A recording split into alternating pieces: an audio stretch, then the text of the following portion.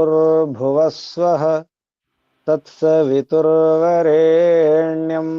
భర్గో దేవస్య ధీమహి ధియో యో నః ప్రచోదయాత్. ఓం శాంతి శాంతి శాంతి. ఓం పరమపిత పరమాత్మ. ఓం. ఓముకు వందనాలు.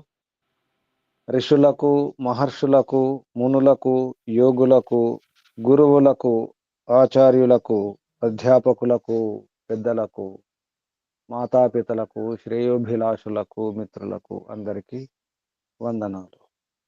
సర్వేభ్యో నమో నమః. ఓం.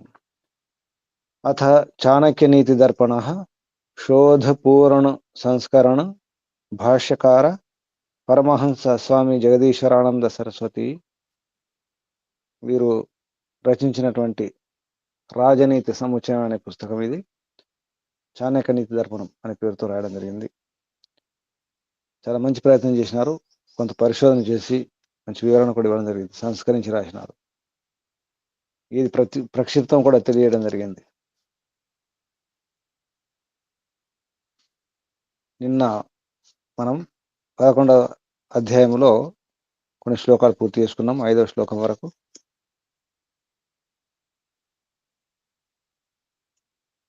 మాంసాహారులకు దయ ఉండదు అన్నారు. మాంసాహారి ఏదైనా దయ ఉండదు. నిజంగా దయ ఉండదా మాంసాహారులకు?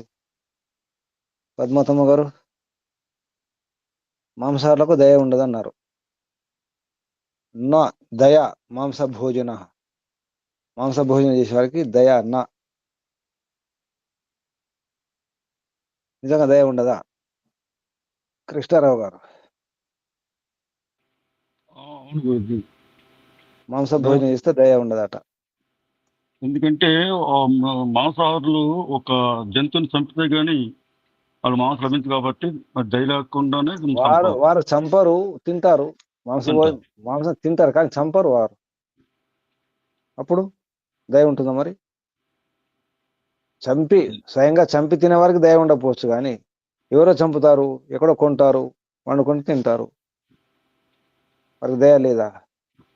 మాంసం తినని వారికి దయ ఉంటుందా? అంటే శాకాహారులకే దయ ఉంటుందా? నిజంగా? ప్రభు గారు నమస్తే గురూజీ. కొంచెం ఎక్కువ ఉంటది గురూజీ శాకాహారులకి, మాంసాహారులకు కొంచెం తక్కువ ఉంటది నేను అనుకుంటున్నాను. ఉంటది కానీ దయ తక్కువ ఉంటుందా? తక్కువ ఉంటది అనుకుంటున్నాను నేను. అంతే వేసేయన్న వేసేయమని అన్నారు కదా, సో ఉండదేమో నేను అనుకుంటున్నాను. తక్కువ ఉంటది వాళ్ళకి. శాకాహారులకు దయ ఎక్కువ ఉంటుందా? శాకాహారులు హత్య చేయరా? సరే, మేకను కోళ్ళు చంపకపోవచ్చు, మనుషులను చంపొచ్చు కదా శాకాహారులు. అది ధర్మ సందేహం. ఇప్పుడు మాంసాహారులు మాత్రమే చంపడం చేస్తారా? మనుషులను చంపారందరూ కూడా మాంసాహారులేనా? శాకాహారులు మనుషులను చంపరా? తక్కువ గురూజీ. ఎంతైనా గానీ ఏదైనా గానీ హింస ఎక్కువ వాళ్ళు. మాంసాహారుల్లో హింస చేసే గుణం ఎక్కువ ఉంటుంది గురించి, రజో గుణం ఎక్కువ ఉంటుంది. శాకాహారుల్లో సాత్విక గుణం ఉంటుంది.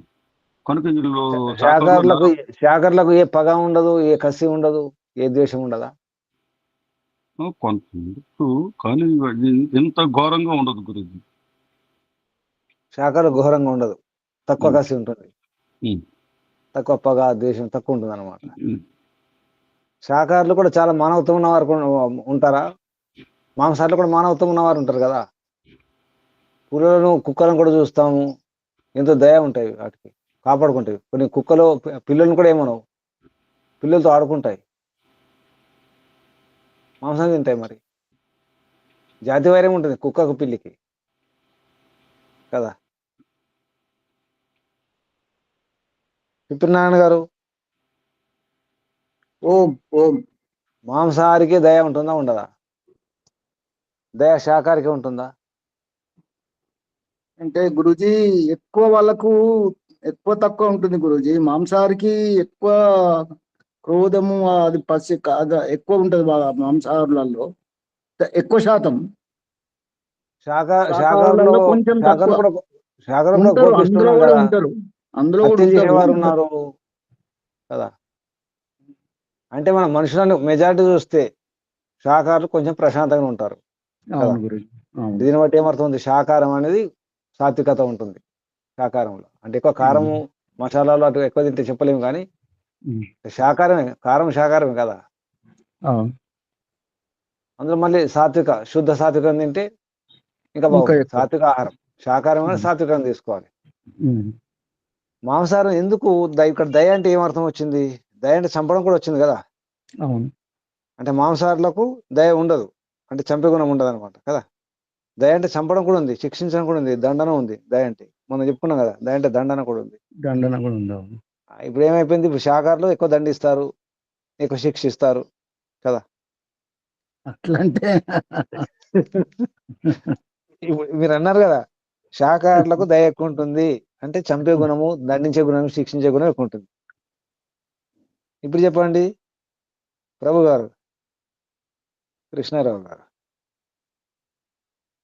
ఏం సమాధానం రావడం లేదు గురుజీ. ఎందుకు? ఇందాక అన్నారు కదా, శాకాహారులకు ఎక్కువ దయ ఉంటుంది, అంటే ఎక్కువ చంపే గుణం ఉంటుంది, ఎక్కువ శిక్షించే దండించే గుణం ఉంటుంది. దయలో దండన శిక్షణ ఉంది కదా, శిక్షించడం, దండించడం, చంపడం ఉంది కదా. ఎలా? దండనము అంటే తప్పు చేసినప్పుడు సరిదిద్దడానికి కావాల్సిన దండనే ఉంటుంది కానీ అంటే శాకాహారులకు ఎక్కువ ఉంటుంది అనమాట శిక్షించే గుణం. తప్పు చేసినప్పుడు శిక్షించే దండించే గుణం శాకాహారులకు ఉంటుంది, మాంసాహారులకు ఉండదు, అంతే అర్థం కదా. నో దయ మాంస భోజన, నో దయ ఇంగ్లీష్ లాగా ఉంది. నో దయ ఇంగ్లీష్ లాగానే ఉంది. నో దయ మాంస భోజనులకు దయ ఉండదు. అంటే మంచి వాళ్ళు అనమాట, మాంస భోజనం చేయడం మంచిది. గురూజీ మీరు న్యాయవాదిగా మాట్లాడుతున్నారు. అవును, అవును. మీరు కూడా తర్కం చేయండి, వాదించండి. నేను నేర్పించాను కదా, మర్చిపోయారండి? ఒక రోజుకే తర్కం చేయడం నేర్చుకోండి. ప్రభు గారు చెప్పండి. ఏమి సమాధానం తోచడం లేదు గురుజీ.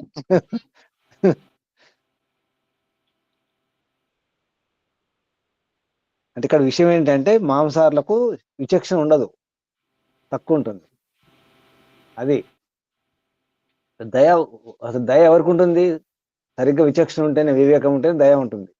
అంటే న్యాయమా అన్యాయమా, దండించాలా వద్దా, ఎంత శిక్ష వేయాలి, తీర్పు ఎలా ఇవ్వాలి. ఒక న్యాయాధీశుడు, జడ్జి ఏం చేస్తాడు? తీర్పు ఇవ్వాలి కదా. ఎవరు మంచి తీర్పు ఇవ్వగలుగుతారు? సాత్వికం ఉన్నప్పుడు ఇవ్వగలుగుతారా? రజోగుణము తమోగుణం ఉంటే ఇవ్వగలుగుతారా? సాత్వికం ఉంటేనే ఇవ్వగలుగుతారు. మరి దయ ఎవరికి ఎక్కువ ఉంటుంది? వివేకం ఉన్న వారికి కదా. శిక్షించాలి కదా, ఎంత శిక్ష వేయాలి, ఎంత పనిష్మెంట్ ఇవ్వాలి కదా.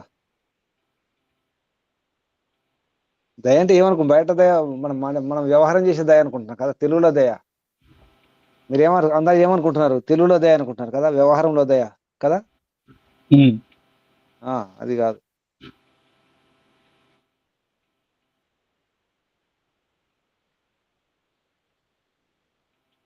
తర్వాత ఇంట్లో ఉంటే, ఇంటి ఆసక్తి ఉన్న వారికి విద్య రాదు. గృహ ఆసక్తస్య నో విద్య, నో విద్య నో.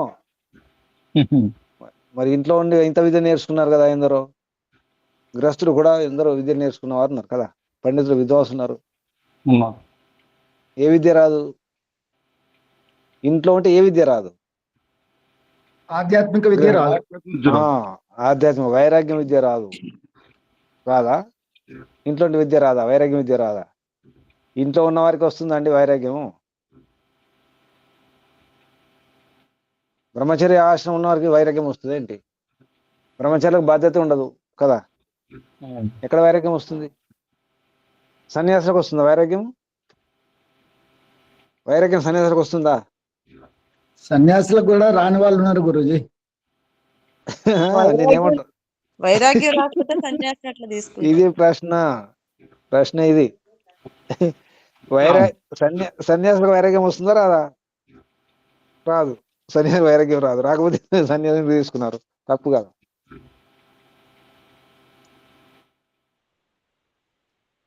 వైరాగ్యం ఎవరికి వస్తుంది? దాన్ని సరిగ్గా చెప్పండి. వైరాగ్యం ఎవరికి వస్తుంది? గృహస్థులకు వస్తుందా, వానప్రస్థులకు వస్తుందా? అట్లానే ఏం లేదు గురుజీ. గృహస్థులు, వానప్రస్థులు, బ్రహ్మచర్యం అని ఏం లేదు. ఏ ఏ క్షణంలో అయినా రావచ్చు, ఎవరికైనా రావచ్చు. ఎవరికైనా రావచ్చు. యదహరేవ విరజేది తదహరేవ ప్రవరజేది. గృహద్వా వనాద్వా సూత్రం. అవును. 5వ సమాసం చూడండి. సంస్కార విధిలో సన్యాస సంస్కారం చూడండి. యదహరేవ విరజేది తదహరేవ. యద అహ అంటే దినం, ఏ రోజైతే యద అహరేవ విరజేది అంటే వైరాగ్యం వస్తుందో, తదహరేవ ఆ రోజే విడిచిపెట్టండి. ప్రవ్రజేత్ మంచిగా వ్రజించండి, వెళ్ళిపోండి. సరైన వైరాగ్యం వచ్చినప్పుడు అదే రోజు వెళ్ళిపోవచ్చు. ఇక్కడ నుంచి గృహద్వా వనాద్వా, ఇంటి నుంచి వెళ్తారా, వనం నుంచి అంటే వానప్రస్థులు వెళ్తారా? ఎవరు సిద్ధంగా ఉన్నారు ఇంటి నుంచి వెళ్ళడానికి? గృహస్థులు ఎవరు సిద్ధంగా ఉన్నారు? ఎవరు సిద్ధంగా లేరు. ఇన్ని విన్నా వైరాగ్యం అంటనే గురుజీ, ఎక్కడేసిందా అక్కడనే. కాదు గురుజీ, ఏమంటున్నారు? వైరాగ్యం వస్తే ఎవరు ఉండమన్నా ఉండరు కదా. అది రాకపోతే మీరు రమ్మన్నా రావు. రమ్మన్నా రారు. వైరాగ్యం అనేది చెబితే వచ్చేది కాదు. అభ్యాసం చేస్తే కూడా వైరాగ్యం రాదు. నేను అభ్యాసం చేస్తున్నానండి వైరాగ్యం గురించి అంటే రాదు. అలా వచ్చేది కాదు, ఊరికి వచ్చేది కాదు. అందుకే గృహస్థాశ్రమం మంచిది. అన్ని రకాలు చూసుకోవచ్చు. వైరాగ్యం ఉందా లేదా, యోగ్యత చూసుకోవచ్చు. అందుకే ఇంట్లో ఉంటే విద్య రాదంటే, ఏ విద్య రాదంటే బయటకు వెళ్ళి అయితే మనం గురువుల వద్ద నేర్చుకుంటాము, గురు సన్నిధిలో సమక్షంలో ఆ విద్య రాదు. అది మాత్రం అది తప్పకుండా కొరత ఉంటుంది, గుర్తుంచుకోండి. గురువు సన్నిధిలో ఉన్నప్పుడు వచ్చే విద్య రాదు, అది వేరుంటుంది. అంటే ఏదో క్లాస్ రూమ్ లాగా ఉండదు కదా. విద్య అంటే క్లాస్ రూమ్లో క్లాస్ తీసుకుంటూ వచ్చేది కాదు. ఇప్పుడు మీకు విద్య వస్తుందా ఆన్లైన్లో? వింటున్నాము, విద్య రావట్లేదు, పరిచయం చేసుకుంటాను అంతే. అంతే గురుజీ. అదేమో సాధనతో అవుతుంది కదా. అప్పుడు విద్య అనేది సాధన. విద్య అంటే, విద్య అనే శబ్దానికి ఎన్నోసార్లు నిర్వచనం చెప్పినాను, గుర్తుంది ఎవరికైనా? విద్య అంటే విద్య జ్ఞానం అంటే, విద్య అంటే ఏంటి? ఒక పదార్థం యొక్క యథార్థ జ్ఞానం తెలుసుకున్న తర్వాత అది మనకు కూడా ఉపయోగపడాలి, ఉపయోగించుకుంటూ ఉండాలి, పరులకు కూడా పరోపకారం చేస్తుండాలి. అప్పుడు దాన్ని విద్య అంటారు. మనకు హితం జరగాలి, ఇతరులకు పరోపకారం కూడా జరగాలి మనకున్న విద్య వలన. అప్పుడు అంటారు దాన్ని విద్య. అంటే ఇంత అయితే అప్పుడు విద్య. ఉపయోగపడకపోతే విద్య కాదు. అన్ని అంతా బాగుండి కూడా అది ఉపయోగపడలేదు అంటే విద్య కాదు. దాని అర్థం విద్య ఎక్కడుంది? విద్య ఈ శబ్దానికి నిర్వచనం గుర్తుందా? వెంటనే గుర్తుకురావాలి. పుస్తకం పేరు గుర్తుకొచ్చిందా? సత్యార్థ ప్రకాశం. ఎక్కడ? సత్యార్థ ప్రకాశం ఎక్కడ? మొదటి సముల్లాసంలోనే ఉన్నట్టు. చివర్లో సమంతవ్యామంతవ్య లేదా ఆర్యోద్దేశ రత్నమాల. నిర్వచనాలు ఎక్కడ ఉంటాయి? ఆర్యోద్దేశ రత్నమాల లేదా సోమంతవ్యామంతవ్య ప్రకాశం. అందుకే ఇంట్లో ఉండి తెలుసుకోవాలి. కానీ విద్య, నిజమైన విద్య రావాలంటే తప్పకుండా ఆచరణాత్మకంగా ఉండాలి. ఈరోజు శ్లోకం మేలులాగా ఉంది గురూజీ మా విద్య. పర్వాలేదు, సంతోషపడండి అమ్మా. అసలు మొత్తం రెండు కళ్ళు గుడ్డి వాళ్ళు ఉన్నారు, జన్మాంధులు ఉన్నారు, పుట్టుకతోని గుడ్డివారు. కొంతమంది యువకులు పుట్టుకతో వృద్ధులట, గుడ్డి వాళ్ళు ఉంటారు, కొంత పుట్టుకతో గుడ్డి వాళ్ళు. వాళ్ళకంటే నయం కదా దొరికింది కనీసం. కొన్ని కోటాను కోట్ల జనములో, ప్రపంచంలో ఎన్ని కోట్ల? సుమారు 800 కోట్లు 900 కోట్లు ఉండొచ్చు ఇప్పుడు. అందులో కోటాను కోట్ల, కొన్ని 100 కోట్ల మందిలో మనం ఎక్కడున్నాం? మొదట్లోనే బాగున్నామమ్మా. అదే ఈ మార్గం ఎంతమందికి తెలుసు? అసలు తెలుసా ఈ మార్గం? తృప్తిగా ఉండాలి, సంతృప్తి ఉండాలి. అయినా అక్కడ ఆగిపోకూడదు, ఇంకా శుద్ధం కావాలి, ఇంకా తెలుసుకోవాలి. చాలా ఉంది. నిరాశ అవసరం లేదు, అసంతృప్తి అవసరం లేదు. ప్రయత్నం చేస్తూనే ఉండాలి. అసలు ప్రయత్నం చేయడం కొరకు కదా, దాని పేరు పురుషార్థం. ఈ 4 ఈ చతుర్వేద పురుషార్థాలు ఎవరి కోసం ఉన్నాయి? మానవుల కోసమా, జంతువుల కోసమా? మానవుల కోసం. మానవుల కోసమే గురుజీ. మరి మన కోసమే. మన పురుషార్థం చేయడానికి పుట్టాం కదా. మన పుట్టుక యొక్క ఉద్దేశమే చతుర్వేద పురుషార్థం సిద్ధింపజేసుకోవాలి. సిద్ధింపజేసుకోవడం కాదు, సిద్ధి ఫలాలు కూడా. ఫలాలు చతుర్వేద పురుషార్థ ఫల సిద్ధి అర్థం. సంకల్పపాఠం రాసుకోండి. ఇది చతుర్వేద పురుషార్థ ఫల సిద్ధి అర్థం. దాని కొరకు యజ్ఞయాగాలు చేయడం మా ప్రయత్నం అంతా. చాణక్యనీతి దర్పణంలో 11వ అధ్యాయంలో 6వ శ్లోకం చూద్దాం. ఇది గురూజీ ఏనుగుతో ఒక మాట, గురూజీ ఒక మాట, మీరు పూర్వవృత్తిలో ఉంటే ఈ పాటికి మీరు సుప్రీంకోర్టులో ఉండేవారు గురూజీ. చెప్పండి. మీరు పూర్వవృత్తిలో ఉంటే ఈ పాటికి మీరు సుప్రీంకోర్టులో ఉండేవారు. సూపర్ గా ఉండేవాడిని. అందరు అప్పటికి నేను అడ్వకేట్ కాకముందే టీచర్ ఉన్నప్పుడు అందరు భయపడేవాళ్ళు అతను మాట్లాడడానికి. అడ్వకేట్ కాకముందే. కానీ అబద్ధాల వ్యవహారం కదా, వద్దు. అబద్ధాలు వద్దు. ఇప్పుడు కూడా అడ్వకేట్నే నారాయణ గారు. ఓం. ఇప్పుడు కూడా ఇంటర్నేషనల్ అడ్వకేట్ ని. మీరు సుప్రీంకోర్టు అన్నారు కదా. అవును, సత్యమే గురుజీ. ఇప్పుడు కూడా అడ్వకేట్ నే. మాట్లాడమని చెప్పండి ఎవరన్నా, సైంటిస్ట్ గాని ఎవరన్నా. అమెరికా వెళ్ళినప్పుడు సైంటిస్టులు కూడా నోరు పూయించాను.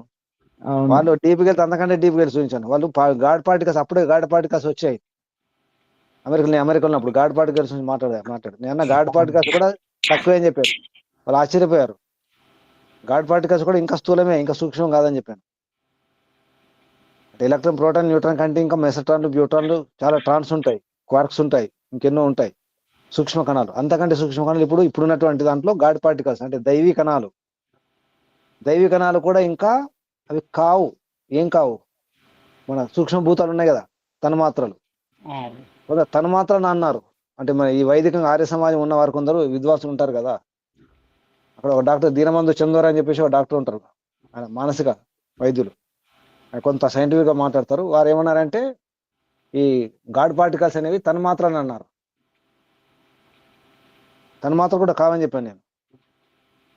అంటే ఇంకా సూక్ష్మం అవసరం ఉంది. అంటే తన్మాత్ర కూడా కాదు, ఇంక దానికంటే ముందు అహంకారం ఉంది, మహతత్వం ఉంది, తర్వాత ఇంకా సత్వరేద కణాలు ఉన్నాయి, అవి ఇంకా ఎంత సూక్ష్మం. ఇప్పుడున్న గాడ్ పార్టికల్స్ కూడా కావు తన్మాత్రలు. తన్మాత్ర అంటే అర్థం ఒకసారి దాన్ని విడదీయండి. తన్మాత్రలు, తత్మాత్ర, తత్మాత్ర తన్మాత్ర అవుతుంది కదా. తత్మయం తన్మయం లాగా, చిత్మయం చిన్మయం. తత్మాత్ర అది మాత్రమే. తన్మాత్ర అంటే ఏంది? అది మాత్రమే. అంటే ఈ స్థూల భూతాలకు అది మాత్రమే మూలం అని అర్థం. అంటే కనిపించే ఏది అనుకుంటున్నామో, ఈ కనిపించే ఏవైతే ఇవి కూడా స్థూల భూతాలు ఏది అంటున్నామో, ఈ కనిపించేవి కానే కావు, అవి కూడా కనిపించవు. ఆకాశము, వాయువు, అగ్ని, జలము, ఈ భూమి అంటున్నాం కదా, పంచమహాభూతాలు. అవి కనిపించవు. చూసారా ఎప్పుడన్నా మీరు పంచమహాభూతాలు చూసారా? చూసిన వారు ఉన్నారా? పంచమహాభూతాలను చూసారా? చూడలేదు గురుజీ. మన శరీరంలో కూడా ఇప్పుడు ఈ శక్తులు, కంటి శక్తి, చెవి శక్తులు ఇవన్నీ కనపడవు కదా. అంటే నేను ఇప్పుడు బయట స్థూలంగా అంటున్నానమ్మా. బయట స్థూలంగా అయితే స్థూల భూతాలు ఉన్నాయి, మనం స్థూల భూతాలు కూడా అంటాం. పంచమహాభూతాలను స్థూల భూతాలు అంటాం. స్థూల భూతాల్లో కేవలం భూమి, నీరు, ఏ భూమి మాత్రమే. నారాయణ గారు ఏ భూమి? అదే స్థూల భూమి. స్థూల భూమి, అదే స్థూల భూమి అంటే ఇది భూగోళమా అనుకోవాలి మరి. పృథ్వీ కణం అండి. పృథ్వీ కణం ఎవరు చూశారు? ఈ మట్టి కణం ఉందా? మట్టి కణం మొత్తం సూక్ష్మం చేస్తే దాన్ని చూస్తారా మీరు? చూడలేము. అది పంచమహాభూతాల యొక్క మూలం ఏతుందో అది అది అంటే ఈ భూగోళం మీద భూమి ఉందా? భూమి అంటే ఈ భూమి మాత్రమేనా? చంద్రుని మీద భూమి లేదా? మట్టి లేదా? ఇసుక లేదా? రాళ్ళు లేవా? ఇతర గ్రహాల మీద మట్టి, రాళ్ళు, ఇసుక లేదా? భూమి లేదా? ఎన్నో గ్రహాలు ఉన్నాయి కదా మట్టి కణాలు ఉన్నటువంటివి. అవి భూములు కావా? అది భూమి కణం కాదా? అర్థమవుతుందా? వేరే గ్రహాల మీద కూడా మట్టి ఉంది, ధూళి ఉంది, రాళ్ళు ఉన్నాయి, ఇసుక ఉన్నాయి కదా, నీళ్లు కూడా ఉన్నాయి కొన్ని గ్రహాల మీద. ఇప్పుడు చెప్పండి, అంటే నీళ్ళంటే ఈ నీళ్ళేనా మనకు అనిపించే నీళ్ళ? జలకణం ఇక్కడ ఇట్లా తీసుకోండి, పంచమహాభూత అంటే కణాలు అని తీసుకోండి. ఆకాశ కణము, వాయు కణము, అగ్ని కణము, జలకణము, పృథ్వీ కణం. ఇప్పుడు అర్థమైనట్టు కదా? అర్థమైందా ఇప్పుడు? ఇవి వేరే గ్రహాల మీద కూడా ఉన్నాయి, నీళ్లు ఉన్నాయి, అక్కడ అగ్ని కూడా ఉంది, గాలి ఉంది, వేరే గ్రహాల మీద మట్టి ఉంది, అన్ని ఉన్నాయి కదా, అన్ని ఉన్నట్టే కదా. కొన్ని గ్రహాల మీద లేకపోవచ్చు, కొన్ని మొత్తం నీటి గోళాలే ఉంటాయి, మొత్తం నీళ్లు ఇంకేముండవు. ఆకాశం చాలా విచిత్రం ఉంటుంది, భగవంతుని యొక్క సృష్టి మొత్తం నీళ్ళే, ఆ గ్రహం అంతా నీళ్ళే. సాధ్యం అది? మొత్తం నీళ్ళే సాధ్యం, అవునా కాదా? మిమ్మల్ని అక్కడ ఖగోళానికి తీసుకెళ్తున్నాను. సాధ్యమే గురుజీ, భగవంతుడికి సాధ్యమే. ఎలా సాధ్యమో ఉదాహరణ చెప్పండి. మొత్తం నీటి గోళాలే ఉంటాయి, నీటి గ్రహాలే. ఉదాహరణగా ఒకటి చెప్పండి. సముద్రాధర్ణవాద అది ఆ మంత్రంలో వస్తుంది కదా గురూజీ. అదే ప్రమాణం చెప్పండి, నేను ఉదాహరణ అడుగుతున్నాను. ఉదాహరణ, ప్రమాణం కాదు. నీటి గోళాలు ఉన్నాయి, నీటి గ్రహాలు ఉన్నాయి, వాయుగోళాలు ఉన్నాయి. ఒక ఉదాహరణ చెప్పండి. ఇప్పుడు చంద్రుడు అనుకోవచ్చా గురూజీ? మరి రాత్రిపూట చల్లదనాన్ని అసలు విషయం మర్చిపోయారు. అసలు సూర్యుడు అగ్నిగోళం కాదా? అగ్నిగోళం కదా, అది నీటి గోళం కాదు. అదే, సూర్యుడు అగ్నిగోళం అయినప్పుడు నీటి గోళం కూడా ఉన్నట్టే కదా. అంటే ఒకటి సాధ్యమైనప్పుడు మరొకటి సాధ్యం కదా. సూర్యుడు అగ్నిగోళము అంటే నీటి గోళాలు కూడా ఉన్నట్టే కదా, వాయుగోళాలు కూడా ఉంటాయి కదా. అలాగే మొత్తం బంగారం ఉన్నట్టు గోళాలు ఉంటాయి, మొత్తం అంతా బంగారమే, మొత్తం బంగారమే. పోదామా? వద్దు గురూజీ. మొత్తం బంగారం ఉంటుంది అక్కడ, మొత్తం వెండే ఉంటుంది, మొత్తం రాగే ఉంటుంది, మొత్తం అంతా మొత్తం పాదరసం ఉంటుంది, ఇనుమే ఉంటుంది, ఉన్నాయి కదా మొత్తం అంతా ఇనుమే. భూమిలో అంతా పెట్రోలియం. అయితే ఇదంతా కూడా ఎక్కడో కాదు, మన శరీరంలో కూడా ఎలాగే ఉన్నాయి. మన శరీరం కూడా ఇనుము ఉంది, రాగి ఉంది, బంగారం ఉంది, వెండి ఉంది, జింక్ ఉంది, మెగ్నీషియం ఉంది, అన్నీ ఉన్నాయి. మన శరీరంలో లేవా? ఉన్నాయా లేవా? ఉన్నాయి గురించి. అలాగే ఆకాశంలో అంటే ఈ విశ్వంలో అన్ని రకాలు ఉంటాయి. అదే ఖనిజం, ఇంకా ఏముండదు, మొత్తం అదే ధాతువు ఉంటుంది. అంతా బంగారం, అంతా వెండి, అంతా అన్ని వజ్రాలే, అన్ని రత్నాలే. ఎంత బాగుంది ఈ విషయం, విచిత్రం కదా. భగవంతుడు వ్యవస్థ విచిత్రమే గురించి. విచిత్రం. పంచమహాభూతాలనే మనం చూడలేము, దానికంటే సూక్ష్మభూతాలు పంచతన్మాత్రలు, అవి కూడా ఇంకా సూక్ష్మం కదా. ప్రాకృతిక అహంకారం, ప్రాకృతిక బుద్ధి ఉంటుంది, దాన్ని మహాతత్వం అంటాం, అది ఇంకా సూక్ష్మం. సత్వ రజతమ కణాలు ఇంకా సూక్ష్మం కదా. ఇప్పుడు గాడ్ పార్టికల్స్, ఈ సైంటిస్టులు గాడ్ పార్టికల్స్ ఇంతవరకే వచ్చారు, అవి కూడా తన్మాత్రలు కానే కాదు. ఇంకా అందరు తన్మాత్ర అనుకుంటున్నారు, నేను మాత్రం ఒప్పుకోను, తన్మాత్రం కాదు. ఎందుకంటే తత్మాత్ర, మన భాష వస్తే సంధి విచ్ఛేదం చేస్తే తత్మాత్ర, అది మాత్రమే. అంటే స్థూలంగా కనిపించే దాంట్లో ముఖ్యంగా తన్మాత్రలు కొంత స్థూలం మొదలవుతాయి అన్నమాట, కొంత స్థూలం. ఈ అహంకారం కానీ, మనసు, ఇంద్రియాలు ఏవైతే అంటే ప్రాకృతిక మన శరీరం ఉన్నటువంటి వాటికి ఆధారం. మన శరీరంలో మనకు ఉన్నటువంటి ఇంద్రియాలు ఉన్నాయి కదా, బుద్ధి, అహంకారము, ఇంద్రియాలు, మనస్సు, ఇవన్నీ ఉన్నాయి కదా, కర్మేంద్రియాలు, జ్ఞానేంద్రియాలు. మన శరీరంలో ఉన్న వీటికి ఆధారము స్రోతస్సు ప్రాకృతికంగా ఉంటుంది. అంటే ఒక కేంద్రం అనుకోండి. మన నాకొక మనసు ఉంది, మీకొక మనసు ఉంది, అన్ని మనసుల యొక్క కేంద్రం ఉంటుంది ఒకటి, అంటే స్రోతస్సు ఉంటుంది, సోర్స్ ఆఫ్ మైండ్స్. ఆ సోర్స్ లాగానే అహంకారం కూడా ఉంటుంది, ప్రాకృతిక అహంకారం అంటారు. నాకో బుద్ధి ఉంది, మీకో బుద్ధి ఉంది, ఈ బుద్ధులు అనేది కూడా ఒక స్రోతస్సు ఉంటుంది, సోర్స్. అది ప్రాకృతిక, దాని పేరు మహతత్వం అన్నారు. చాలా సూక్ష్మం అది మొదటి భౌతిక పదార్థం. ప్రకృతి నుంచి మొదలైన తర్వాత స్థూలంగా మారేటప్పుడు మొదటి భౌతిక పదార్థం మహతత్వం. ఇవన్నీ మనం ఊహకి అందుతాయా గురుజీ? బుద్ధికి అందుతాయి. బుద్ధితో మన బుద్ధిని సూక్ష్మం చేసుకుని కళ్ళు మూసుకొని ధ్యాన స్థితిలో, సమాధి స్థితిలో ఉంటే అన్నీ అర్థమవుతాయి.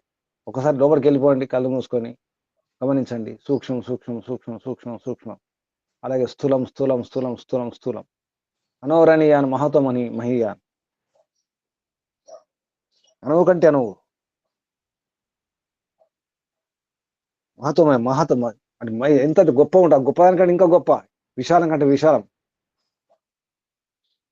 పరమాత్మ కదా.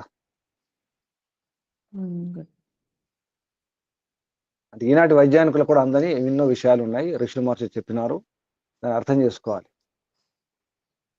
ఈ విద్య అంతా ఎప్పుడు వస్తుంది, ఇప్పుడు ఏం అర్థమవుతుంది మీకు? చాలా లోతుగా వెళ్ళాలి, సమర్పణ చేసుకోవాలి, ధ్యాన స్థితికి వెళ్ళాలి, సమాధి పొందినప్పుడు అని చాలా విషయాలు తెలుస్తాయి. కొద్దిగా ప్రయత్నం చేసినా నాకు ఇన్ని విషయాలు అర్థమవుతాయి. మరి అటువంటి ఋషులు మహర్షులు దర్శించినారు, వారు కళ్ళు మూసుకొని దర్శించినారు అంతర్ముఖమై. లోపల ప్రపంచం అద్భుతంగా ఉంటుంది. వెళ్దామా లోపల ప్రపంచానికి? ఇంకా బయటనే ఉంటారా? వచ్చే వాళ్ళు ఉన్నారా? విచిత్ర లోకాలకు, విచిత్ర లోకాల ప్రయాణం చేద్దాం రండి. విహారయాత్ర,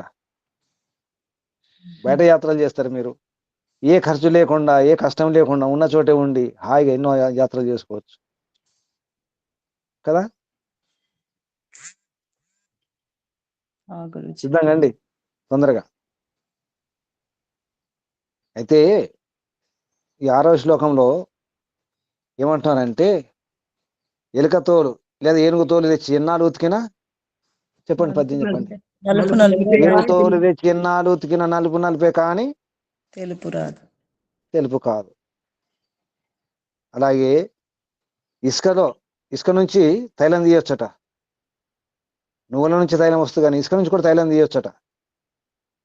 కానీ మూర్ఖుని మార్చడం కష్టమట. స్వభావం అంతే. వేప చెట్టు ఉంది, వేప చెట్టుకు పాలు పోసి పెంచారు, నెయ్యి పోసి లేదా తేనె పోసి. వేప చెట్టుకు తేనె పోసి పెంచితే వేప తీయనవుతుందా? మధురంగా మారుతుందా? చేదు పోతుందా? దాని స్వభావమే చేదైనప్పుడు ఇంకెక్కడ పోతుంది? పోదు. స్వభావం మార్చలేం కదా, కష్టం కదా. అలాగే దుర్జనులను కూడా మార్చలేమంటున్నారు. దుర్జనులను సజ్జనులుగా మార్చడం కష్టం అంటున్నారు 6వ శ్లోకంలో. చూడండి.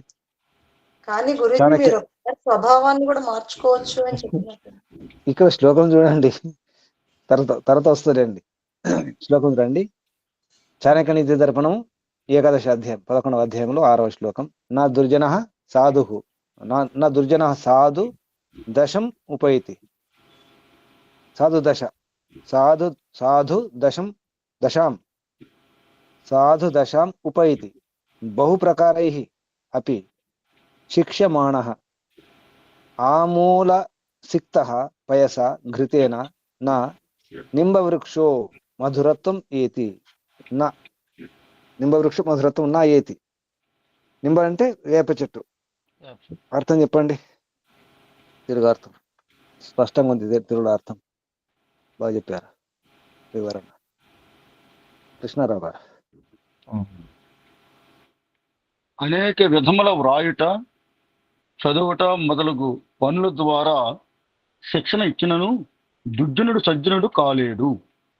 పాలతోనూ నేతితోనూ మొదలంట తడిపినను వేప చేదును విడిచి మాధుర్యము పొందదు. వివరణం. స్వభావమును మార్చుట కఠినం. మధున సించయే నిత్యం సించయేత్ నింబం. ఇక్కడ నిత్యం అని ఉంది బుజ్జి. నింబం అంటే వేప. మధునా సించయేత్ నింబం నింబః కిం మధురాయతే. జాతి స్వభావ దోషో అయం కటుకత్వము నా ముంచతి. వేప చెట్టును తేనెతో తడిపినను దానిలోని చేదు పోదు. జాతి స్వభావమైన చేదుతనము ఏమి చేసినను విడిసిపోదు. యచ్చ నింబం పర్సన యహ చ ఏనం మధు సత్యసా యహ చ ఏనం గంధమూల్యాత్ గంధమాల్యాత్ యహ సర్వస్య కటురేవ నః. అరుణతత్వం అంటున్నారు. గొడ్డలతో నరికిన వానికి, తేనెతో నేతితో తడిపిన వానికి, సుగంధమాలను ధరింపచేసిన వానికి అందరకు వేప చేదుగానే ఉండును. కానీ మీరు మరొక మెడలో విధం- మీరు మెడలో మీరు మెడలో ఏం వేసుకున్నా, గంధమాలు వేసుకున్నా, తేనెతో ఆ, తడిపిన, నెయ్యితో తడిపిన, మీరు ఏం చేసినా వేప చేదు పోనే పోదు. పోదు. బొగ్గు బొగ్గే, పాలు పాలే. పాలతో అది కడిగిన సహజ బొగ్గు గుణము. పోదు. అది సహజ గుణం. ఆమ్రం తిత్వా కొఠారేణ నింబం పరిచరేత్ కహ యహ చ ఏనం పైసా సించేత్ నా నైవాస్య మధురో ఏవ భవే. సించేత్ నా ఏవాస్య. మీరు అక్కడ పైన ఒకటి ఏ శబ్దం చెప్పారు? యశ్చ ఏనం గంధమాల్యాత్ యైహి ఉండాలి. అది యహ చ ఏనం గంధమాల్యాత్ యైహి. యా అన్నారు, యైహి. అది గంధమాల్యాత్ యైహి. వీడియో రాసుకోండి. రాసుకోండి. యహ చ ఏనం గంధమాల్యాత్ యైహి సర్వస్య కటురేవ. మాల్యాత్ యైహి కటుః ఏవ సః. కటురేవ కటుః ఏవ సః. యావస. ఆమ్రం చిత్వా కుఠారేణ నింబం పరిచరేత్తు కః యః చ ఏనం పయసా సించయేత్ న ఏవ మధురః భవేత్. వాల్మీకి రామాయణం. వాల్మీకి రామాయణ అయోధ్య కాండము 35:16. మామిడి చెట్టును కొట్టివేసి దాని స్థానమున ఎవడు వేప చెట్టును నాటును? ఆ వేప చెట్టును పాలతో తడిపినను దానిలో మాధుర్యము చేరదు, తీయని పండ్లను ఇయ్యదు. ద్విధా బజ్జేయం. పాలిచ్చే ఆవును అమ్మేసుకొని గుడ్డు అంటే అసలు పిల్లలు కూడా వంది అన్నమాట. పిల్లలు కూడా రావు. అటువంటి ఆవును ఉంచుకుంటే ఎలా ఉంటుంది? మామిడి చెట్టును నరికేసి ఆ చోట వేప చెట్టు పెట్టుకొని దానికి రోజు పాలు, తేనె, నెయ్యి అన్ని వాటితో తడిపి పెంచితే చివరికి ఆ వేప చెట్టు తీపిగా మారుతుందా? మారనే మారదు. నరికేసుకునేది మామిడి చెట్టు నరికేసి. అంటే స్వభావం మారని చెప్పడానికి ఇన్ని ఉదాహరణ చెప్తున్నారు. తర్వాత రావణుడు అన్నమాట చూడండి. ద్విధా బజ్జేయం అపి ఏవం నానమేయం తు కయచిత్ ఏష మే సహజో దోషః కస్యచిత్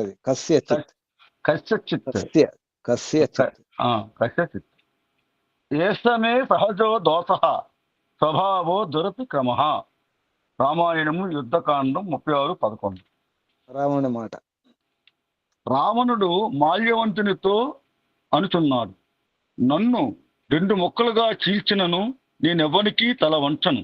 ఇది నా స్వాభావిక దోషము, స్వభావము మారినది కాదు. ఇక పంచతంత్రంలో చెప్తున్నారు, స్వభావో నా ఉపదేశేన సఖ్యతే కర్తుం అన్యథా సుతప్తమసి పానీయం అపి.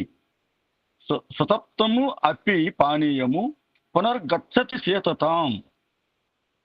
ఎవరును ఎవరి స్వభావమును మార్చలేడు. బాగుగా కాగబెట్టిన నీరు కొంతసేపటికి తిరిగి చల్లబడును కదా. నమస్తే.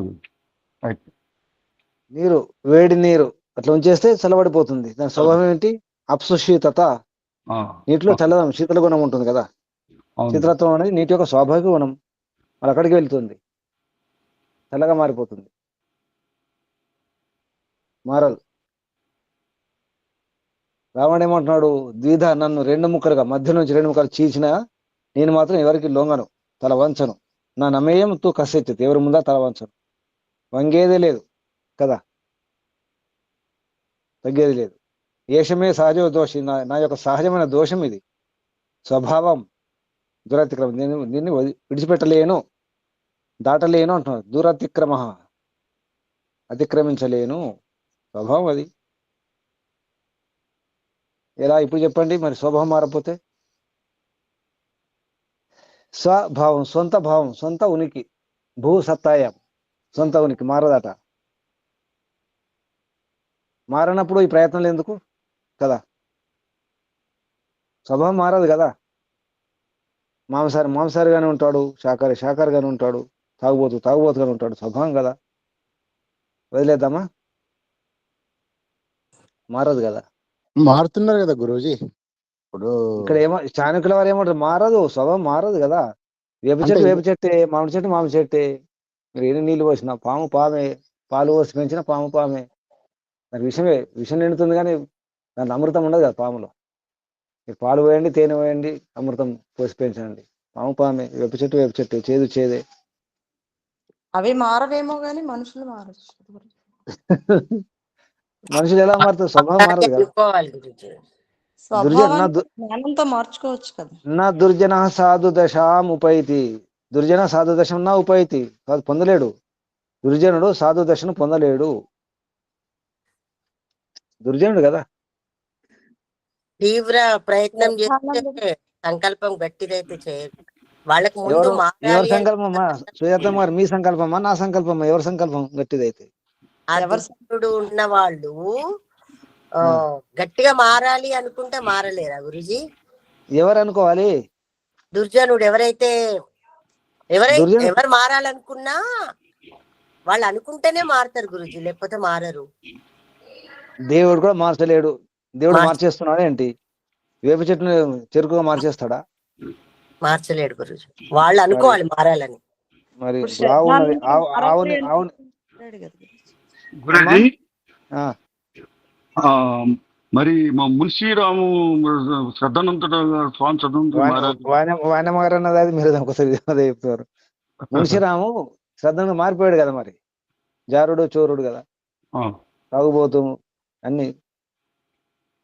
వాల్మీకి మహర్షి పూర్వాశ్రమంలో ఆయన కూడా దారిదోపిడి దొంగగా వ్యవహరించారు. ఎవరన్నారండి? ఎవరన్నారు? ఎవరు విన్నారు? చెప్తుంటే ఒక దిక్కేమో వాళ్ళకి మహర్షి అంటారు, మళ్ళీ దొంగ అంటారు ఏంటి? ఆ తర్వాత పూర్వాశ్రమంలో ఆయన ఎక్కడ రాసింది? ఎక్కడ రాసింది? తర్వాత మారి రామాయణ రాశారని ఎక్కడ రాశారు? మీరు ఇంతకుముందు దీంట్లోనే వచ్చింది. ఆ వాల్మీకి వేరు, ఈ వాల్మీకి వేరు. గుర్తుంచుకోండి. రత్నాకరుడు దొంగ వాల్మీకి వేరు, ఈ వాల్మీకి వేరు. దీంట్లో వచ్చింది, మధ్యలో ఒకసారి వచ్చింది, మర్చిపోయారేంటి? వచ్చింది. రత్నాకరుడు దొంగ వాల్మీకి వేరు, ఈయన మహర్షి, ఈయన వేరు. పేరు అదే కావచ్చు, వాల్మీకి కావచ్చు. అలాగా తప్పు. పతంజలి ఎందరో ఉన్నారు. పతంజలి ఆయుర్వేదం రాసిన పతంజలి కూడా ఉన్నారు. వ్యాకరణ మహాభాష్యం పతంజలి ఉన్నారు. పతంజలి యోగ దర్శనం ఉంది. ఏ పతంజలి? యోగ దర్శనం పతంజలా, మహాభాష్యం పతంజలియా,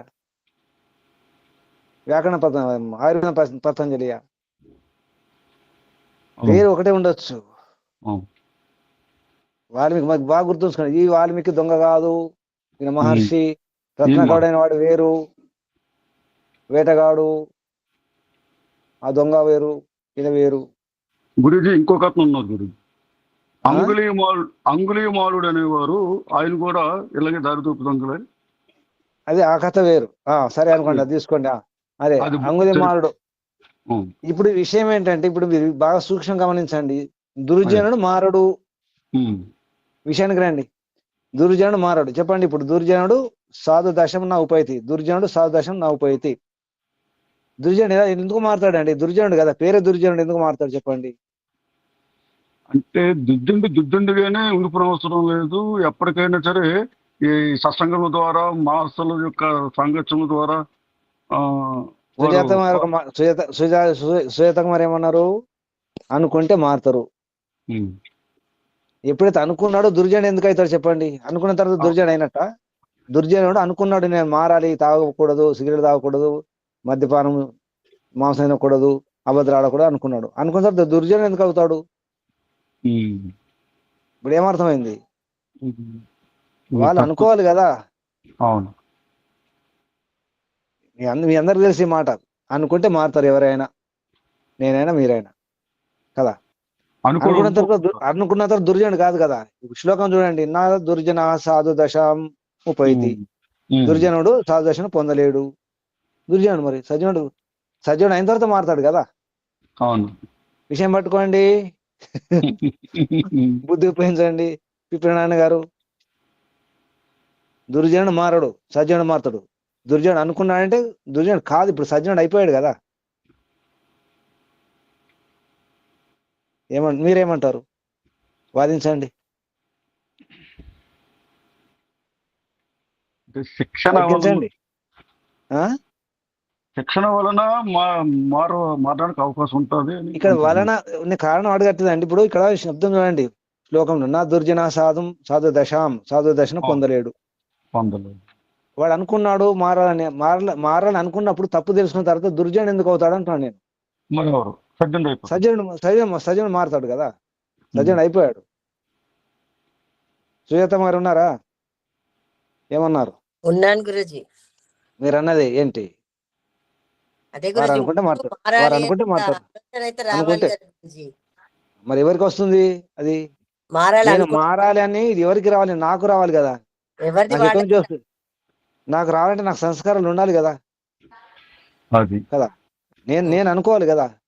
నేను అనుకున్నానంటే అర్థం ఏంటి? నేను దుర్జను కాదు కదా. ఇప్పుడు నా స్వభావం ఎవరు మార్చుకోవాలి? నేనే మార్చుకోవాలి కదా. ఇక్కడ విషయం ఏంటి? నా స్వభావం. ఇప్పుడు స్వభావం శబ్దం గమనించండి. స్వభావము, సొంత భావము. నా సొంత భావం నేనే మార్చుకోవాలి. మరి మీరెవరు మార్చడానికి?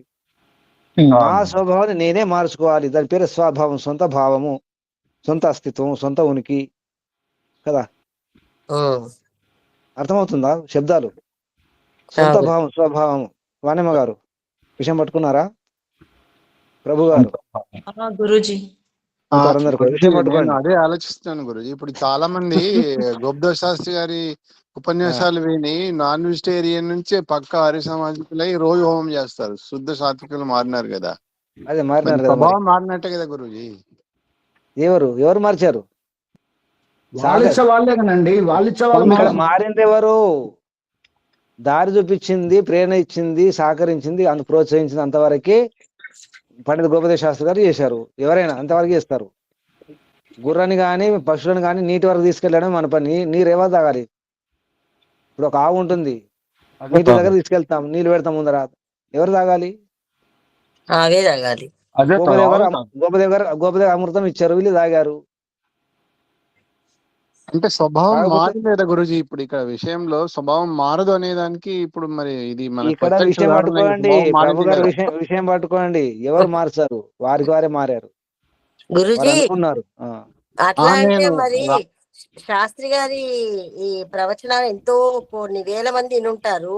అందరు మారలేదు కదా గురుజీ. మారాలనుకున్న వాళ్ళే కొందరు మారారు, కొందరే మారిండ్రు. మరి అందరు మారాలి కదా అట్లయితే.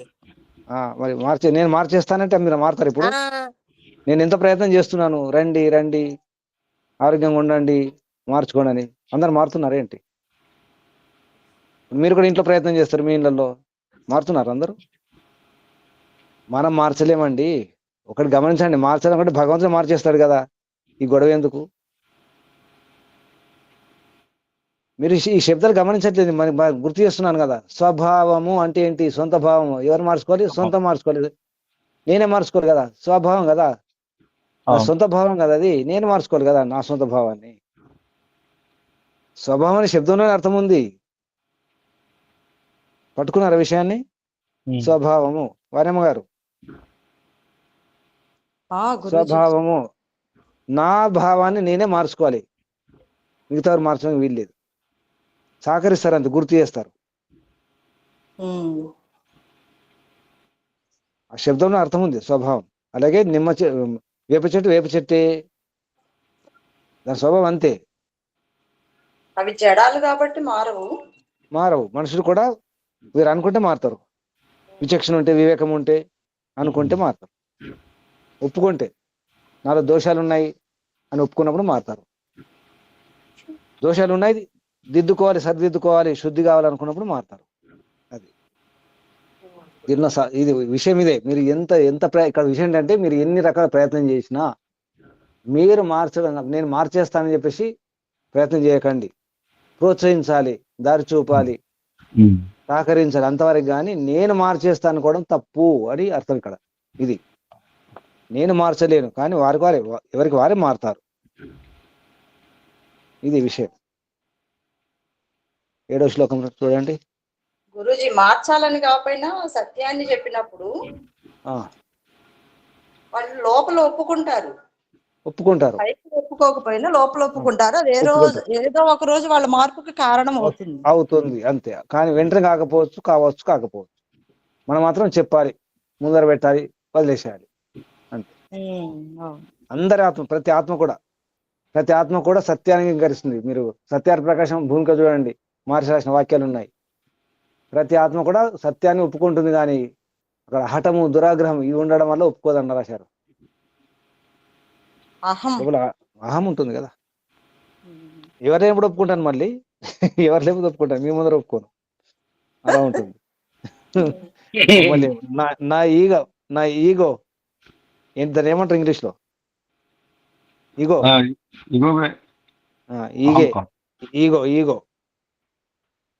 అని ఈగలు దోమలే. 7వ శ్లోకం చూడండి. అంతర్గతమలః దుష్ట తీర్థ స్నాన శతైరపి నా శుద్ధ్యతి యథా భాండం సురాయా దాహితం చ సత్. చెప్పండి అర్థం. పాప వాసనలతో నిండిన మలినమగు అంతఃకరణము దుష్టమని చేయి 100 కొలది తీర్థములలో స్నానం చేసినను, సారాయి తయారు చేసిన పాత్రను దహింపజేసినను దానిలోని చెడువాసన పోనట్లు అంతఃకరణములోని మాలిన్యం పోయి శుద్ధము కాదు. వివరణం: తీర్థములలో స్నానం చేసినంత మాత్రమున అంతఃకరణం పవిత్రము కాదు. దేవి భాగవతంలో ఈ శ్లోకంలో చెప్తున్నారు, నిత్య కర్మ పరిత్యాగాత్ మార్గే సంసర్గ దోషతః వ్యక్తం తీర్థాభిగమనము పాపం ఏవ అవశిష్యతే. క్షాళయంతి హి తీర్థాని సర్వథా దేహజం మలం మానసం క్షాళితుం తాని నా సమర్థాని వై నృప శక్తాని యది చేతాని గంగాతీర నివాసితః. చేత్తాని యది చేత్ తాని విడదీస్తే శక్తాని యది చేత్ తాని యది చేత్ తాని గంగాతీర నివాసినః మునయో ద్రోహ సంయుక్త తతం స్యూయాభినివేశ్వరః. కథం స్యుః భావితేశ్వరాః. స్యుః భావిత ఈశ్వరాః. భావిత ఈశ్వరాః. ఇది దేవి భాగవతంలోని శ్లోకాలు. 6వ అధ్యాయం 12, 22, 23. సత్యభాసనము తీర్థం, క్షమ అంటే ఓర్పు తీర్థం, ఇంద్రియ నిగ్రహము తీర్థం, ప్రాణులన్నింటిపై దయ కలిగి ఉండుట తీర్థం, కోమలత్వము తీర్థం, జ్ఞానము తీర్థం, తపస్సు తీర్థం. ఈ 7ను తీర్థములుగా చెప్పబడినవి. ప్రాణులన్నింటి యందు దయ కలిగి ఉండుట అను తీర్థములో స్నానం చేయుట చేత మనస్సు పవిత్రమగును. నీళ్లలో మునిగినంత మాత్రమున స్నానము కాదు. నిజముగా స్నానము చేసిన వాడెవడు అనగా నిర్మలమైన అంతఃకరణం కలవాడే. దయానంద మహర్షి తీర్థమననేమో ఈ కింది విధముగా చెప్పెను. వేదాది సత్యశాస్త్ర పఠనము, ధార్మిక విద్వాంసుల కలయిక, పరోపకారము, ధర్మానుష్ఠానము, యోగాభ్యాసము, వైరము లేకుండుట, మోసము లేకుండుట, సత్యభాసనము, సత్యమును గౌరవించుట, సత్యమునే చేయుట, బ్రహ్మచర్యము, ఆచార్యులకు అతిథులకు పితరులకు సేవ చేయుట, పరమేశ్వర స్తుతి ప్రార్థనోపాసనలు, శాంతి, ఇంద్రియ నిగ్రహము, సుశీలత, ధర్మయుక్త పురుషార్థము, జ్ఞాన విజ్ఞానములు మొదలగు శుభగుణ కర్మలు దుఃఖముల నుండి తరింపజేయును. కావున అవి అన్నీ తీర్థములు. జలములు స్థలములు తీర్థములు కావు. వేని చేత జనులు తరింపబడుదురో అవి తీర్థములు. మనుషులు ఏమి చేసినా వేని ద్వారా దుఃఖముల నుండి తప్పించుకుందరో అవి తీర్థములు. జలస్థలములు తరింపజేయనివి కావు, అవి ముంచి చంపివేయును. వీనికి బదులు నావ మొదలగు వారిని తీర్థం అనవచ్చును. అవి సముద్రాదులను తరింపజేయ సమర్థములగును.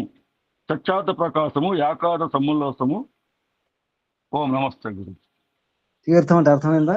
ఇవి తీర్థాలు. ఎవరెవరు వేద సత్యశాస్త్రంలో అధ్యయనం చేయడం తీర్థము. ధార్మిక విధ్వంస సాంగత్యము, పరోపకారం, ధర్మానుష్ఠానం, యోగాభ్యాసము, వైరం లేకపోవడం, మోసం చేయకపోవడం, సత్యభాషణం, సత్యం ఒప్పుకోవడం, సత్యం చేయడం, బ్రహ్మచర్యము, ఆచార్య అతిథి మాతాపితల సేవ చేయడం, పరమేశ్వరుని యొక్క స్తుతి ప్రార్థన ఉపాసన, శాంతి, ఇంద్రియాలను జయించడం, సుశీలత, ధర్మయుక్త పురుషార్థం, జ్ఞాన విజ్ఞానం, గుణకర్మ స్వభావాలు, ఇవి దుఃఖం దూరం చేస్తాయి. ఇవి తీర్థాలు. తీర్థం అంటే తరింపజేసేవి. తీర్థం అంటే తరింపజేయడం, దాటడం, దాటించి వేసేవి. మిగతా తీర్థాలు కాదు. నీళ్ళలో మునిగితే ఈత రాకపోతే, మునిగిపోతే అప్పుడు తీర్థం అవుతుందా? ప్రాణం పోతుంది. అవి తీర్థములు కావు. స్పష్టంగా చెప్పడం జరిగింది. తీర్థం అంటే అది కాదు. నా శుద్ధతి యథాభాండం అంటే సారా ఉంచిన తర్వాత అది కాల్చి వేసినా దాని వాసన పోదట, దాని గుణం పోదట. అలా ఉంటుంది. లోపల మలినాలు ఉండకూడదు. ముఖ్యంగా దాని అర్థం ఏంటంటే లోపల మలినాలు ఉండకూడదు. అంతర్గత మలహ, లోపల మలినాలు ఉండకూడదు. ఎంత స్నానం చేసినా ఏం చేసినా పోవు లోపల మల. అంటే ప్రయత్నం చేయాలి, మనమే ప్రయత్నం చేసి దూరం చేసుకోవాలి. అంత గట్టిగా ఉంటాయి లోపల మలాలు. బయట మురికి, మైల, ఈ మట్టి, ఈ చెత్త దూరం చేసుకోవచ్చు. కానీ మనసులో మలినాలను దూరం చేసుకోవడానికి చాలా కష్టపడాలి, చాలా పురుషార్థం చేయాలి. 8వ శ్లోకం చూడండి. నా వేత్తి యహ యస్య గుణ ప్రకర్షం సతం సదా నిందతి నాత్ర చిత్రం యథా కిరాతి కరికుంభ జాత ముక్తాః పరిత్యజ్య బిభర్తి గుంజాః. చెప్పండి. గుంజ అంటే గురువింద గింజలు, గుంజా పొలము. కరికుంభజాత అంటే ఏనుగు కుంభస్థలంలో నుంచి పుట్టినటువంటి ముక్త అంటే ముత్యాలు. చెప్పండి. ఎవడైనను ఎవని యొక్క గుణముల గొప్పతనము ఎరుగడో వాడు తానెరిగిన వాని యొక్క గుణములను తక్కువ చేసి నిందించును. అందులో చిత్రము లేదు. వేటకాని భార్య ఏనుగు యొక్క కుంభస్థలమందలి ముత్యములను దండగా చేసి ధరింపక గురిగింజలను దండగుచ్చి ధరించును. వివరణం. మనుష్య జన్మ దుర్లభం. మనుష్య జీవితము ధర్మార్థ కామ మోక్షములను 4గింటిని సిద్ధింపజేయుటకు ఉపయోగపడింది. విద్వాంసులైన వాడు, ధార్మికులైన సత్పురుషుల సాంగత్యం చేయువాడు, యోగియు పురుషార్థియు జితేంద్రుడినై ధర్మార్థ కామ మోక్షములు సాధించి ఈ లోకములో పరలోకములో ఎల్లప్పుడూ ఆనందముగా ఉండును. మూర్ఖుడైన వాడు అమూల్యమైన మానవ జీవితమును విషయలోలుడి అయి నష్టము చేసుకొనును. విషయంలోనే నష్టం చేసుకుంటాడు. కిరాతి అంటే వేటగాని భార్య. కిరాతకుడు అంటాం కదా, కిరాతకుడు, కిరాతి. ఈ అడవిలో ఉండేవాళ్ళు ఉంటారు కదా, గిరిజనులు, మీరు ఎటువంటి పూసలు వేసుకుంటారు, ఎటువంటి దండలు వేసుకుంటారు చూసి గమనించారా? ఒకసారి ఎముకలు వేసుకుంటారు, గవ్వలు వేసుకుంటారు కదా. సినిమాలో చూస్తాం గురించి. కోయబాములు, గిరిజనులు ఏదేదో వేసుకుంటారు. ముత్యాలు, రత్నాలు ఉంటాయా? ఉండవు. యథా కిరాతి కరికుంభ జాత ముక్తా పరిత్యజ. కరి అంటే ఏనుగు కుంభస్థలంలో లభించేటువంటి ఆ ముత్యాలను పరిత్యజ విడిచిపెట్టేసి బిభర్తి ధరిస్తుంది గుంజా ఫలాలు, గురివింద గింజలను, అటువంటి వాటిని తెలియక పాపం కదా. అందుకే అర్థం చేసుకోవాలి. విద్య ఉండాలి, వివేకం ఉండాలి. తర్వాత శ్లోకం చూడండి. 9వ శ్లోకం. యస్తు సంవత్సరం పూర్ణం నిత్యం మౌనేన భుంజతి యుగకోటి సహస్రం తు స్వర్గలోకే మహీయతే. చెప్పండి. ఒక సంవత్సరము నిత్యము మౌనముగా ఉండి భుజించుచుండువాడు నిస్సందేహముగా 1000 కోట్ల యుగముల వరకు స్వర్గములో గౌరవాదరములు పొందును. గురించి ఈ శ్లోకం నిశ్చయముగా ప్రత్యక్షమైన ఉంటున్నారు. ఆగండి, మౌనం ఉండి చూడండి, ప్రయత్నం చేయండి. ఒక సంవత్సరం మౌనం ఉండి చూడండి. మౌనం ఉన్నాడు ఒక సంవత్సరం. ఇప్పుడు ఏమన్నారు ఇక్కడ? యస్తు సంవత్సరం పూర్ణం నిత్యం మౌనేన భుంజతి. అంటే భోజనం చేసుకోవచ్చు కానీ మౌనంగా ఉండాలి ఒక సంవత్సరం. ఎన్ని కోట్ల సంవత్సరాలు? 1000 కోట్ల సంవత్సరాలు. యుగాలు, సంవత్సరాలు కాదు. 1000 కోట్ల యుగాల వరకు స్వర్గలోకం ఉంటారు, పూజింపబడతారు. చాలా బాగుంది కదా. ప్రయత్నం చేయండి. ప్రయత్నం చేస్తున్నారు ఎవరైనా? ఒక సంవత్సరం వరకు సిద్ధంగా ఉన్నారా? మరి జీవితాంతం మౌనంగా ఉంటే ఇంకా బాగుంటుంది కదా. ఉన్నారా ఎవరైనా? వానప్రస్థిగా ఉంటే ఉండొచ్చు గురించి. మౌనంగా ఉండాలా జీవితాంతం? అదేం లేదు. ఇక్కడ మౌనం అంటే ఏంటి? ఉంటే ఉండొచ్చు అంటున్నా. ఇక్కడ నిజానికి ఈ శ్లోకం ప్రక్షిప్తము. శ్లోకం ప్రక్షిప్తం అట్లా ఏమి ఉండదు. 1000 కోట్ల యుగాలు అన్నారు కదా, అతిశోక్తి. మనం ఏమర్థం చేసుకోవాలంటే మనసు శుద్ధి చేసుకోవాలి. మౌనం అంటే అర్థం ఏంటి? బాగా మనన చింతన చేసి మనసు శుద్ధి చేసుకుంటే మోక్షం లభిస్తుంది కదా. అప్పుడు ఎన్ని సంవత్సరాలు అవి? 31, 10, 40, 10 సున్నాలు. 31 నీళ్లు 40 ఖరాబ్ కాదు, 10 ఖరాబ్ 40 ఖరాబ్. 31 నీలములు, 10 కర్మములు, 40 అర్బుదములు అన్నారు. పరాంతకాలం, ముక్తికాలం, మోక్షకాలం. అంటే శుద్ధి చేసుకుంటే మోక్షం పొందితే అని అర్థం. అలా అర్థం చేసుకోవాలి ఇక్కడ. కానీ ఈ శ్లోకం ప్రక్షిప్తం రాసినారు. ఎందుకంటే చాణక్యుడు అంత బుద్ధిహీనుడు ఏం కాదు, ఇటువంటి మాటలు రాయాడు. కాకపోతే యోగాభ్యాసం చేసి, సత్సంగం చేసి, స్వాధ్యాయం చేసుకుని, జపతపములు యమనియమాలు పాటించి శుద్ధి చేసుకుంటే మోక్షం లభిస్తుంది. అప్పుడు చాలా సంవత్సరాలు మోక్షంలో ఉండొచ్చు అంతవరకు. తర్వాత శ్లోకం 10వ శ్లోకం చూడండి. కామం క్రోధం తథా లోభం స్వాద్ శృంగార కౌతుకే అతి నిద్ర అతి సేవే చ విద్యార్థి హి అష్టవర్జయత్. విద్యార్థికి 8 వదిలిపెట్టాలి. మీరు విద్యార్థులా ఉపాధ్యాయులా? విద్యార్థులా ఉపాధ్యాయులా? అబ్బాయి ఎంత సంతోషంగా చెప్తున్నారు, చాలా సంతోషంగా చెప్తున్నారు. విద్యార్థి ఉండడం మంచిది కదా. విద్యార్థి ఉండడం మంచిది. ఎవరెవరు అనుకుంటున్నారు విద్యార్థి ఉండాలని? జీవితాంతం విద్యార్థి. మీరు ఒకరేనా జీవితాంతం విద్యార్థి? అమ్మా నిరంతర విద్యార్థి. వాణిమ్మ గారు? నిరంతర విద్యార్థులు మీ గురించి. ఎప్పటికప్పుడు తెలుసుకుంటూనే ఉండాలి. తెలిసిన దానికంటే తెలియదే అనంతం కాబట్టి. అంటే ఉపాధ్యాయులు అధ్యాపకులుగా మారారా? విద్యార్థులుగా ఉంటారా? ఉపాధ్యాయులుగా అధ్యాపకులుగా మారారా? అధ్యాపకులుగా మారినా వాళ్ళు కూడా ఏ రోజుకి ఆ రోజు చదువుకుంటానే ఉంటారు కదా, టీచర్లు కూడా. మీరు ఇప్పుడు విద్యార్థిగానే ఉంటారా? అధ్యాపకులు మధ్యలో మార్చారు కదా గురూజీ, ఒక 10 రోజులు మధ్యలో ఉపదేశకులు అయ్యారు కదా. కానీ అందులో పూర్తిగా సఫలీకృతం కాలేకపోయింది గురించి. లేదు, ప్రయత్నం చేశారు. సంతోషం. ఎంత సంతోషంగా ప్రయత్నం చేశారు అందరూ. ఒక నమ్మకం,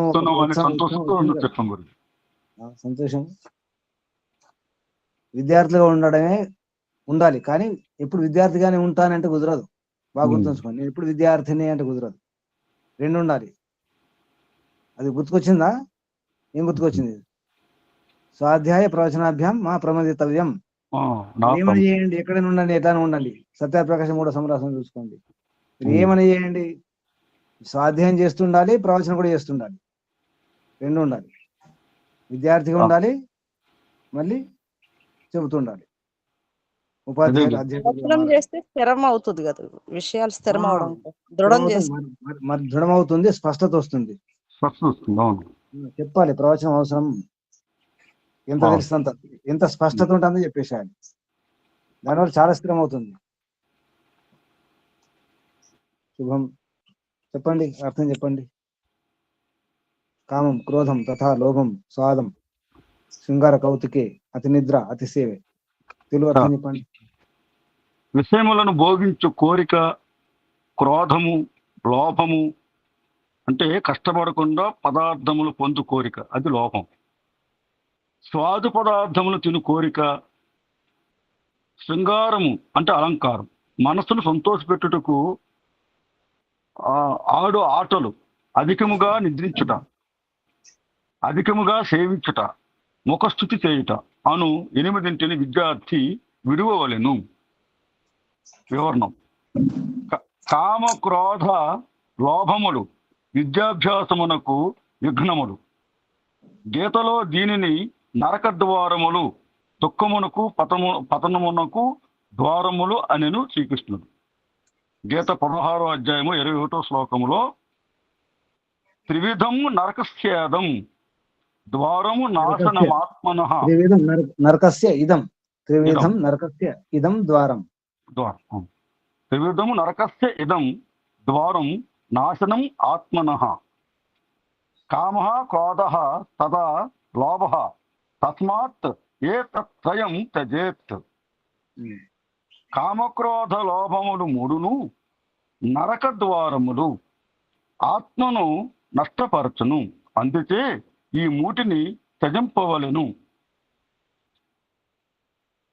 లోభం విషయములో మరొకరు యోగ వాసిష్టం.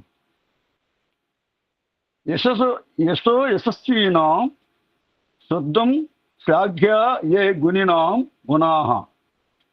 లోభః స్వల్పో అపి తాన్ హంతి చిత్రో రూపమిదే ఈప్సితం. రూపం ఇవ ఇప్సితం. రూపం ఇవ ఇప్సితం. ఇది యోగ వాసిష్టంలో యశోవంతుల యొక్క నిర్మల యశస్సును, గుణవంతుల యొక్క కొనియాడదగిన గుణములను, లోభగుణము స్వల్పముగా ఉన్నను వాని నష్టపరచును. కుష్ఠరోగము తాలూకు మచ్చ రూపవంతుల ప్రియమైన రూపమును నష్టపరచును గదా. రుచుల యందు అభిలాష గలవానికి చదువునందు అభిరుచి తగ్గును.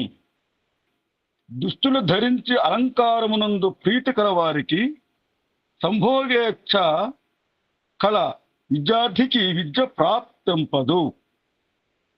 రకరకముల ఆట పాటలలో నిమగ్నుడైన వానికి కూడా చదువు రాదు. మిక్కిలి నిద్రించుటయు, మిక్కిలి సేవించుటయు అధ్యయనమునకు ఆటంకములగును. కావున విద్యార్థి ఈ 8 దుర్గుణములను విడువవలెను. నమస్తే. మీరు విద్యార్థులు ఉన్నారు కదా, విద్యార్థులు ఒప్పుకున్నారు కదా, 8 గుణాలు విడిచిపెట్టాలి. తర్వాత శ్లోకం 11వ శ్లోకం. అకృష్ట ఫలం మూలేన, అకృష్ట ఫలం మూలేన వనవాసరతః సదా కురుతే అహరః కురుతే అహరః శ్రాద్ధం ఋషిః విప్రః స ఉచ్యతే. శ్రాద్ధం ఋషిః విప్రః స ఉచ్యతే. ఎత్తకుండినే భూమి నుండి ఫలించినట్టు కందమూలాదులను తిని జీవనము గడుపువాడును, ఎల్లప్పుడూ వనమునందే ఉండదలచిన వాడును, ప్రతి దినము శ్రాద్ధము పెట్టువాడునగు బ్రాహ్మణుడు ఋషి అనియు చెప్పబడును. వివరణం. ప్రతి దినము శ్రాద్ధమును గూర్చి పౌరాణికులు చచ్చిపోయిన వారికి పెట్టి శ్రాద్ధం కాదిది. పౌరాణికులు పెట్టి శ్రాద్ధము సంవత్సరములో 15 రోజులుండును. అవి చచ్చిన వారికి చేరవు. ఇక్కడ ప్రతి దినము చేయు శ్రాద్ధం చూడుడు. శ్రాద్ధం అనగా శ్రద్ధతో చేయబడు క్రియ. అరణ్యములో కందమూలములను తినుచు బ్రాహ్మణులు స్వయముగా చేయు పంచమహాయజ్ఞములు, పరమేశుని గూర్చి చేయు సంజ బ్రహ్మయజ్ఞమనియు, వేదాధ్యయనము దేవయజ్ఞము, పితృయజ్ఞము, అతిథి యజ్ఞము, బలివైశ్య దేవ యజ్ఞము ఆచరించుటే శ్రాద్ధము. ఓం నమస్తే. శ్రాద్ధం అంటే అర్థమైందా? శ్రద్ధతో, శ్రద్ధయా యత్ కరోతి తత్ శ్రాద్ధం. శ్రద్ధయా, శ్రద్ధతో యత్ కరోతి, ఏది చేస్తామో దాని పేరు శ్రాద్ధం. అంటే శ్రద్ధకు సంబంధించినది శ్రాద్ధం. అలా ఎవరు శ్రద్ధ ప్రతిదినం శ్రాద్ధ చేసేవారు ఎవరు? ఏ రకంగా మన శ్రాద్ధం ఏ రకంగా ఉంటుంది చెప్పండి? విన్నారు కదా? అవును. దున్నకుండా వ్యవసాయం చేయకుండా పండే పంటలు ఉండాలి. కృష్టం అంటే నాగదుద్దం అంటే కృష్టం అంటారు. కృషివరుడు, కర్షకుడు, కర్షణం చేసేవాడు. కర్షణం అంటే దున్నడం, దున్నం చేసేవాడు కర్షకుడు. కర్షణం. కృష్టం అంటే చేసింది. అకృష్టం అంటే దున్నకుండా. ఫలమూలాలు, దుంపలు, గడ్డలు, ఆకులు, పూలు, కాయలు ఉంటాయి కదా అడవిలో, అవి కూడా జీవనయాపన చేసేవారు. వనవాసం ఉండేవారు. వనవాసం ఉండని ఇష్టం ఉండేవారు. వారు ప్రతిదినం శ్రాద్ధ పెట్టినట్టే, శ్రాద్ధం చేసినట్టే. అటువంటి బ్రాహ్మణుడిని ఏమంటారు? ఋషి అంటారు. ఋషులు వాళ్ళనుకుంటున్నారా? ఎవరు సిద్ధంగా ఉన్నారు ఋషి కావడానికి? మీరు ఋషి జీవనం జీవించాలనుకుంటున్నారా? రండి మరి రండి, ఋషి జీవనానికి రండి. రండి, తొందరగా చేసేయండి. శుభం. మనం ఋషులం అవుతాం. ఈ కాలంలో కూడా ఋషి అవడానికి మంచి అవకాశం ఇచ్చారు చాణక్యుల వారు. వ్యవసాయంతో అంటే వ్యవసాయం చేస్తే పడిన పంటలో ఆ శక్తి, ఆ బలం ఉండదు. బాగా గుర్తుంచుకోండి. అడవిలో సహజంగా ఏదైతే పంటలు వస్తాయో కందమూలాలు, వాటి శక్తి ఉంటుంది. సహజంగా ఉంటాయి కదా. మనం పంట పండిస్తే రకరకాల యూరియా, అవి ఇవి మందులు, పురుగు మందులు రకరకాలు వేస్తాం కదా, కెమికల్స్. అంత బలం ఉండదు. అందుకే వనమూలికల్లో బలం ఉంటుంది. మనం అవే వనమూలిక మనం పెట్టుకొని మనం పెంచితే అంత శక్తి ఉండదు. అడవిలో సహజంగా వచ్చే ఆ వనమూలికల శక్తి ఎక్కువ ఉంటుంది. శుభం. ముని జీవనం, వన జీవనం, ఋషి జీవనం. ఋషులుగా పిలువబడాలంటే, ఋషులుగా మారాలంటే అవకాశం ఉంది. సామ్రాజ్యం గారు వచ్చేసారు, ఋషి జీవనం జీవించే ప్రయత్నం చేస్తున్నారు. మీరు ఎవరైనా సిద్ధంగా ఉన్నారో ముందు ఇంట్లో ప్రయత్నం చేయండి. ఇంట్లో అయినంత బయట అయినంత వరకు మీ కూరగాయలు మీరే పండించిన ప్రయత్నం చేయండి. మార్కెట్ కొనకుండా చూసుకోండి. అక్కడ నమ్మకం ఉండదు. అది కూరగాయలో, ఆ పప్పులో, ఉప్పులో చెప్పడం కష్టం. పప్పులు పప్పులేనా, ఉప్పులు ఉప్పులేనా, నూనె నూనెలైనా, పాలు పాలేనా, నెయ్యి నెయ్యేనా, పెరుగు పెరిగేనా, అన్ని కల్తీ గురించి మీరే చూసుకోండి. ఇక ఎవరికి వారే చూసుకోండి. అన్ని కల్తీ, ఏది కూడా నిజం కాదు. కొంచెం పురుషార్థం చేయండి, చేస్తే హాయిగా ఉండొచ్చు. శుభం. ఊహించేద్దామా? ముందుగా పరమపిత పరమాత్మకు, ఋషులకు, మహర్షులకు, మునులకు, యోగులకు అందరికీ వందనాలు, ప్రణామాలు సమర్పిస్తూ, బంధువులారా మీ అందరికీ అభినందనలు, ముందు తర్వాత వందనాలు. పరమపిత పరమాత్మ శుభాశిస్సులు. ఓం శం. శుభం. సర్వేభ్యో నమో నమః. ముగించేద్దాం.